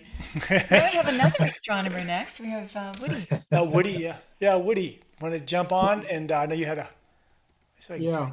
When are you going to invent the technology, Woody, that can bring in this part of the EM bandwidth? Yeah. I'm looking forward for that. If I know what to measure, I could figure out how to measure it. But, Yeah. yeah. I That's just right. wanted to- World's most respected optical designers for telescopes in the world. He's yeah. Oh. He's a physicist That's and what engineer. some Yeah. people say, at least. But yeah, with that and 50 cents, you can make a phone call if you can find a payphone. Yeah, that, good luck with that. Yeah, yeah. Anyway, I just wondered about animals as sensors. I do know they're very sensitive to things. When my wife died almost 13 years ago, she was in hospice, and our dog Buffy was laying on the bed, licking her hand, and I was next to the bed. And when Lynn took her last breath, Buffy jumped up, just got like really responded to it, Yeah. And then Buffy lived another 3 years and was still waiting for Lynn to come home. But at any rate, have you studied animals? I know I've heard about elephants come around elephant bones and want to hang out and sort of pay homage. At least that's what it looks like. Have you studied reactions by animals? Right. Yeah. So there's been some people who have done that. Me personally, I have not. I think that it's super hard to do that. Like you said, study some. If someone's passing away, obviously we're not there with all these cameras and measurements and things like that, because that's a pretty personal experience. Right. I think that I've heard numerous stories, not only about animals reacting, but people reacting when someone passes away or when they cross over. So it's not that uncommon to hear things like that. I know Rupert Sheldrake, which I'm sure most people know about him. He's a biologist. He wrote a whole book on animals and psi and their ability to detect things and sort of read Like when people's their minds and owners are reactions. even thinking about coming home, the dog will respond. Yeah. Just the thought. So it's because it's like with ghostly experiences, they happen so sporadically and randomly, and we don't know when it's going to happen. It's tough to get everyone all geared up. And, of like a crisis apparition, they happen maybe once in a person's lifetime. To have them geared up with EEGs or EKGs or have EMFs in the room when they have these experiences is challenging. Although with the way technology is going now, my phone is not just a phone. It can probably I'm sure they have EKGs you could do on your phone. I'm sure there's EEGs. They have those sensors now that go around. I think they're EEGs. I'm not sure. So we're getting closer to be able to just track what we're doing internally pretty much 24/7. That's so true. in the future, Yeah. they might get, I think there was a guy, I think in a CT scan recently, who passed away as he was doing a CT scan. And they found out all these cool things about like what happens when you pass away, because the machine was on when he died. What went through his head. But that's such a rarity. Well, we just talked to a robotics inventor, Michael Kapuskin, and he was showing us how for monitoring somebody in hospice care or at end-of-life care or some kind of critical care, when they have a dog, he invented a harness to put on the pet, because the pet's sitting there dispensing unconditional love and attention, and the pet's emotions monitor the owners, right? There's such a close companionship. And he's got cameras, he's got sensors like a Fitbit for a dog, but it's in effect monitoring by proximity the owner. So maybe there could be something like that it's all happening to pick up, when we get that when you invent that technology, Bob, we'll just add that to another monitor to the dog's harness. And then you'll be picking up data. Yeah. There's always stories too. A lot of nursing homes will have maybe a cat, and the cat, when the cat goes in a room, the staff knows that person's probably going to pass away that day. It's almost like the cat has a feeling and knows. I've read a couple of articles on that. So there is something with pets. Thank you, Bob. Thank you, Woody. Thank you. I'm going to go to Frederick Smith next. Frederick, I know that you're going to have lots of stories and observations from your work His in research. the Vedas. He's Vedic scholar. Okay. Yeah. Hello. Yes. Thank you talk very about a much. pet on your shoulder. Yeah, well, this pet on my shoulder, I've got here a parrot whose eyesight is way better than ours on both ends, just about as strong as the James Webb Telescope.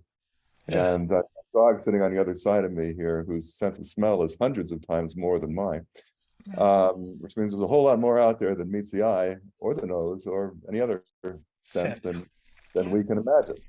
But the very word apparition itself has the connotation of something unreal, of something imagined, of something conjured up out of nothing. First of all, to say that I've done a lot of research on deity and spirit possession in India. I wrote a big book about it about 15 years ago. And the whole subject of apparitions and other sorts of things, came up as a matter of course in my field work and so on. And I'm just wondering that we filled up a lot of time here with anecdotes and stories. And what have you generalized about all of this? I mean, are these, to what extent are these apparitions or these spirits or whatever it is that you're talking about, ghosts, what sort of densities or substantialities or what can you say about any kind of agency of these apparitions in the broad sense of it? Yeah, so I think what we're sort of, to sum things up a little bit, what we're finding is there's certain personality types, there's certain, like you want to talk about environmental sensitivity, there's enchantment prone personality types as well. We're finding out that there's certain people out there that have more experiences than not, right? So when you find out when you find a person who's having more, you want to look more into that. And that's kind of where we're at right now with the environmental sensitivity part of it. As far as the apparitions go, I talked a little bit about this a little earlier, but we're trying to correlate subjective experiences, and that's sort of your sense presence, seeing a ghost, and your objective experiences. This is sort of poltergeist activity, where objects are moving, whatever other objective phenomena are out there. And we're trying to correlate that with actual changes in the environment to see if they're matching up. Obviously, we're nowhere near finding out, do ghosts exist or what ghosts are, because there's so many answers to it that it's tough to pin things down. So you have to really work on small things. Who's more prone? What changes in the environment can we correlate with these experiences? And then once we're able to consistently do that, I think we move closer towards answering what questions are going on. Yeah. So you're not ready to assign any kind of ontological existence to any of these apparitions or spirits or ghosts or anything at this point? I would say no. You would say it's all psychological. Well, I would say that some of the experiences that are out there cannot be explained naturally. But that just could be because we don't have the technology to do it. We're not setting up the proper sort of protocols. There could be things we're missing. So personally, like even my experience, personally, I go over that numerous times, and I don't know if I can rule that all natural explanations out for that. I don't know. So I don't really give it anything at this point. I do say, like when the research article Frontiers of Psychology, basically the actual end result was that there's, according to what we found, there's nothing in the environment that can consistently predict paranormal experiences. Mm-hmm. So it's not happening because of EMFs, as far as messing with our brains and causing us to hallucinate. It's not the result of suggestion. It's not the result of just being scared. It's not the result of having paranormal beliefs. These are all these things that we're kind of looking at and trying to rule that stuff out. But honestly, that's what's the frustrating part about this field is, I don't know how close we are to answers, but I know it's not happening anytime soon. What about meaning? Maybe they happen because they're meaningful and they're purposeful, right? Yeah, I think that's a good point. And a lot of times people ask the question, do ghosts exist? Better question is, do people experience ghostly phenomenon? And the answer to that is yes. So that's really what we're studying, the people who have ghostly phenomenon. And we're trying to correlate it with environmental things. Many ways the universe engages us, dialogues with us, and this is just one means, right? One of many. Yeah, again, it's the experiential experience of the world. Like I talked about, we're all experiencing it differently, but millions upon billions of people have had ghostly encounters that are kind of the same. I mean, it's, apparitions, sense of presence, the phenomenon is kind of the same. So we're just trying to pinpoint things and get a better idea of it. What would you add to that, Fred, in your observations? Me? Yeah. Oh, I don't know. I mean, I have questions as Brandon does, and but I mean, my own experience is different. But you know, again, it's just my experience. But you know, but I do kind of see or think or feel or understand or cognitively grasp that there are other levels of substantialities other than the ones that we experience, and who are we to be the end result of all of that? Yeah. And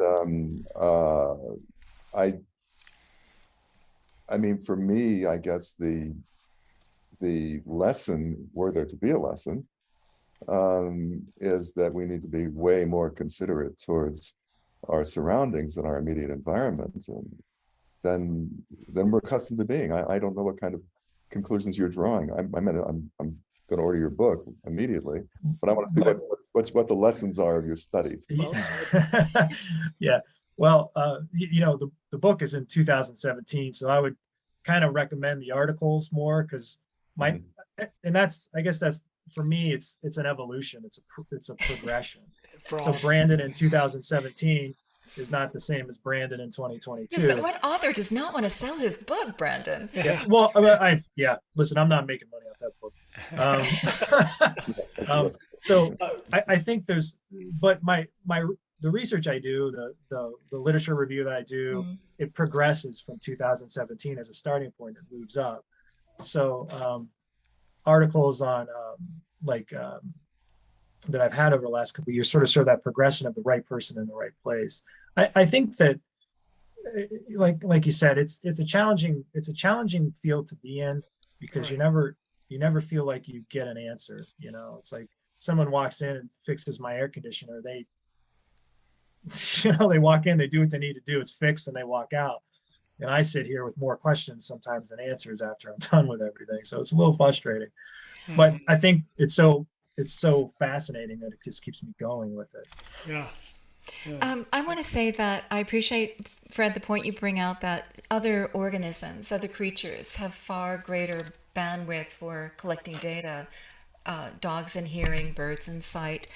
Just two examples: sharks in their bioelectric sensory, they can see a fish under the sand, right? There's so much going on here that I would say stakeholders, there's so many more stakeholders that in the environment, in our biosphere, that we need to be sensitive to. Right. All of life, right? And what we do affects it. So all the pollution we're giving, all the obscuring of the stars that we're using with light pollution and the coming swarm of satellites, all the poison that we're putting in the environment, everything that we're doing.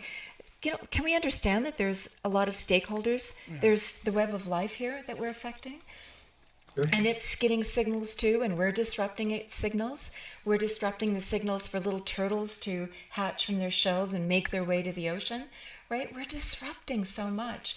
So I think that if we can be kinder to the environment, maybe the environment will run more harmoniously as evolution and Earth got together and decided it should be. Right. So I would say that going forward too. Yeah. You mentioned. And before you hang up, Fred, we did a talk with Fred in the past, trance states of ancient India. He's coming back on in November for another discussion on October 23rd. Oh, October 23rd. October 23rd, yeah. Okay, stay tuned. So, yeah, one of those ones that I need to get you. Yeah. You got a sentence for a title for it yet? No. Yeah. So thank you, Fred. We appreciate appreciate your input and perspective. Yeah, thank you so much. Josiah is... Oh, you made some great comments. Yeah. In the yes. I'm sorry. I won't take too much of y'all's time. Great. Are you but I just wanted to... Yes, I just wanted to thank Brandon.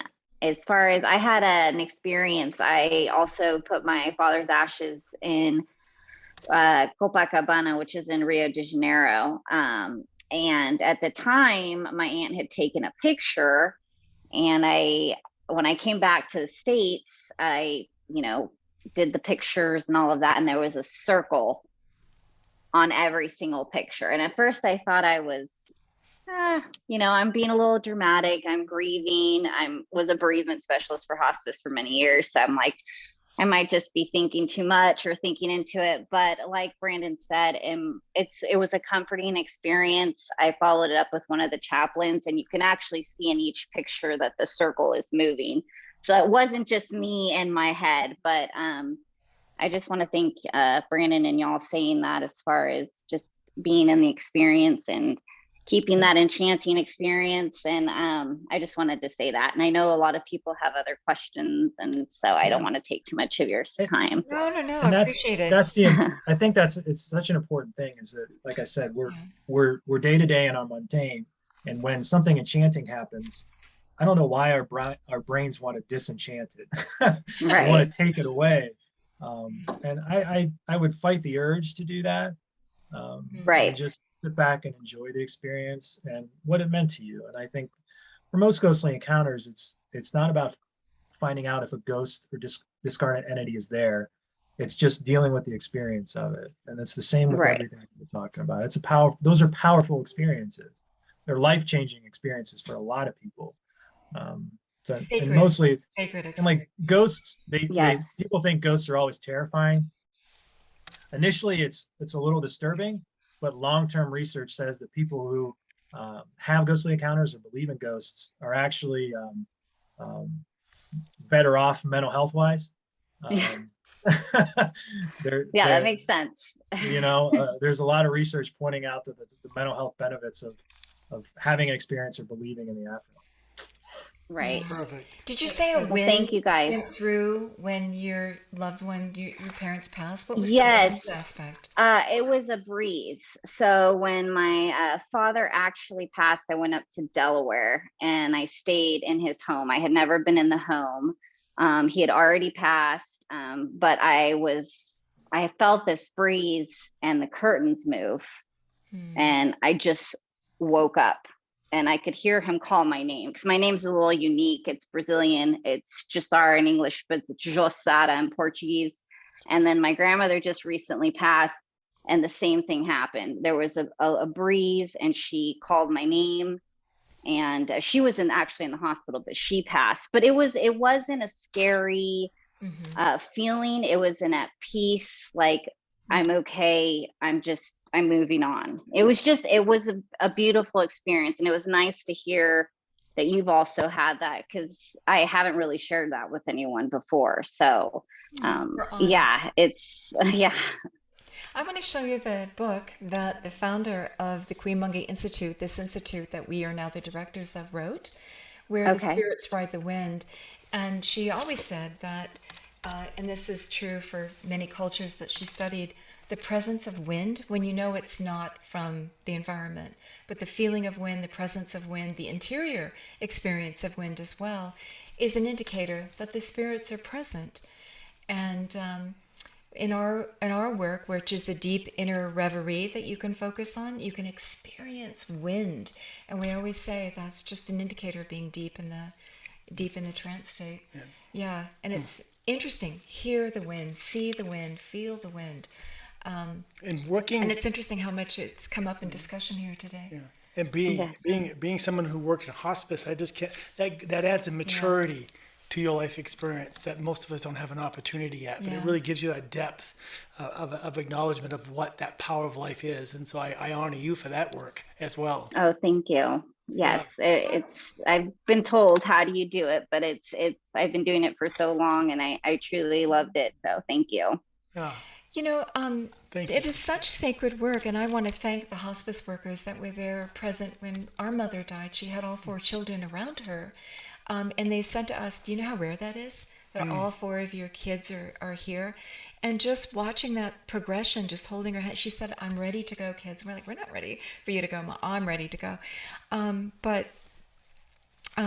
Just the dignity, how everything else falls away but the love. How my sister Kimberly was the last one standing. The hospice workers sent me home. They said, she's in a coma. There's no sense for you to be here. Go home to your husband, because when we have to call you and say she's gone, you're going to want to be there with him. But my sister stayed, and she knew exactly what to do. It was like a priestess coming forward knowing the duty and being there. And I would even have my sister at some future date tell you what my mother said my and what hand it at was the end. like. Oh. Yeah, just yeah. So I just want to honor you for the work that you're doing. Thank you. Thank you guys. And thank you for putting this on today. Yeah, It was very blessings helpful. to you all. Yeah, thank you. you. Yeah. Boy, let's see. Want to, Any other? Well, since Kim, can we say hi to you for a minute since Laura brought you up? And before we end, it'd be nice to do. Oh, if she's not in her jammies. Oh, there she is. She's dressed. Yeah. You gotta hit you up. You gotta turn your mic on in the Okay, there corner. I am. Hello, Kimberly. Yep. Yeah. Hello there. Good morning. Yeah. Great show. And our dog, my dog Maisie, would not leave Bernice's side. And Our mother. and it was so dear because Mom got to touch her fur and touch her. And yes, we were all together, and it was a gift. It was a true good. gift. And we were there with our father when he passed, and that was also a true gift. Yeah, that was. Yeah. It was a sacred duty. Love you, Kimmy. All yeah. right. Hold it. What? I just want to say, you. what did Mom say at the very end? Because you were the one that heard it. And you Oh, recorded that. yes. So 2 days before she passed, she said, "Honey, I'm going on a train trip. I need my bags packed. Where's my purse? Where's my glasses?" And I brought out her suitcase, packed it, told her how beautifully she was dressed. Hair was perfect. She had her favorite clothes on. Everything's ready. And she passed 2 days later. And we had talked about life being a train ride in a good way. People hop on, they ride with you for many years, they hop off. You know, it's a wonderful ride, life. And the other thing that she said was, at one point, she kind of woke up and she said, "Who are all these people in this room? Get them out of here." There was nobody there but me. And I wish I would have said, yeah, I wish she would have, I wish I would have said, describe them instead of said, you know, is it Dad? Because I know that others help you pass over. Yeah. And she just, you know, like, I'm not ready yet. Anyway, so I made great ceremony of, you know, getting these people out, whoever they were. But it was just Yeah. an amazing process. And the hospice people were angels. They are angels. And just the gift that we were all there together, Laura and Paul. You're right. You know, we were all there. Yeah. Thank you, Kim. Thank you. And June and Alex. Yeah. All right. So appreciate that, Kimberly. Yeah. That was my beautiful sister. All right. Love you. Brandon, good job on a last minute booking. We had spoken to you, and your research is very deep and profound, and we're getting contact and private messages wanting to follow up more on the research and work. And so we'll put you in touch with some of the key elements of our advisory committee and things that we're doing, and want to find out more. So good If you work. ever want to study quantum entanglement, look at our work. Oh, Yeah. So, we can have a private lots of conversation. documentation on that. That would be great. So, thank you so much. I appreciate it. Yeah, I it was want great to being mention that Brandon's colleague, Don Molnar, will join us on the 30th. He has a completely different approach to looking at ghosts. He's the one that does take the technology and looks at haunted places. And he's a physician that has been witness to people passing over or at the moment of passing So that would be just interesting as before. well. And Brandon, one last question. You mentioned that you hadn't had paranormal experiences other than the voice and the wind in the ear. Do you feel like that is an advantage to your work, that you're rather a control group, that you are kind of sitting on neutral turf? Do you feel like it's been an advantage from your perspective to do the work that you do? Yeah, I always felt like absolutes were a bad thing. So whether it's politics or religion or whatever, being far, far right or far, far left doesn't really help you too much, because you're kind of ingrained in, I have to prove that ghosts exists, or I have to prove that ghosts don't exist. So those two opposite sides of the spectrum, if you're over here, everything you see is going to sort of, if you want to believe and want to prove, it may cloud how you do things, and the same on the other side. So that gray area is really nice, where I think an experience kind of helps me better understand other people. but I also have to stay a little bit grounded and know that, you know, unless I go back there with, you know, a whole Google of equipment and cameras and video, it's hard to really rule out, you know, who knows what could be happening in those old homes, from, you know, we talked about vibro acoustic effects to infrasound to, you know, maybe somebody was watching TV and I just happened to hear that and walk past a draft in the basement at the same time. So it's nice to have a little bit of both. Sure. I say that we need to learn to be comfortable with the unknowns and to honor this mysterious universe. Like, let the mysteries be the mysteries, and they always will be, right? They're always going to stay one step ahead of us. So, yeah, thank you for all the work that you do, and thank you for being with us here this Sunday. Keep up the good work. All right. Thank you. Yeah, thanks. It was had a good time.